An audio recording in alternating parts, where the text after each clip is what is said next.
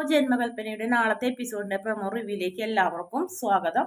അങ്ങനെ ആ ജ്യൂസ് സ്വന്തം കുടിച്ചു കഴിഞ്ഞിട്ട് തന്റെ സത്യസന്ധത തെളിയിക്കുന്നുണ്ട് ശ്രുതി. പിന്നീട് കാണിക്കുന്നത് അഞ്ജലി മാഡം ഡ്രസ്സ് സാരിയൊക്കെ എടുത്തിട്ടുണ്ട്. ദീപാവലി പ്രമാണിച്ച് സാരി, അതിന്റെ മുകളിലായിട്ട് ഒരു പാദസരം ശ്രുതി വയ്ക്കുന്നുണ്ട്. നമ്മുടെ ശ്രുതി അശ്വിനുണ്ട് കൂടെ. ആ സമയത്ത് ശ്രുതി പറയുന്നുണ്ട്, ദയവ് ചെയ്ത് ആ പാദസരം നിങ്ങൾ തിരിച്ചെടുക്കണം, സാരി മാത്രം എനിക്ക് മതി എന്ന് പറഞ്ഞപ്പോൾ അതെന്താ നിനക്ക് പാദസരം ഇഷ്ടമല്ലെന്ന് ചോദിക്കുന്നുണ്ട്. പാദസരം എനിക്ക് ഏറ്റവും ഇഷ്ടപ്പെട്ട ഒരാൾ സമ്മാനിച്ചതാണ്, അത് ഞാൻ ഇട്ടേക്കുന്നത് എൻ്റെ കാലുമേലുള്ളത്.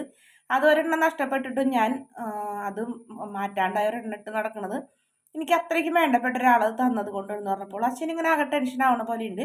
ആര് കൊടുത്തതായിരിക്കും ഇവൾക്ക് ഇതെന്ന്. പക്ഷേ അത് അപ്പം തന്നെ ശ്രുതി പറയുന്നുണ്ട്, എനിക്കത് എൻ്റെ അമ്മ സമ്മാനിച്ചതാണ്, അതുകൊണ്ട് തന്നെ എനിക്കത് കളയാൻ പറ്റില്ല.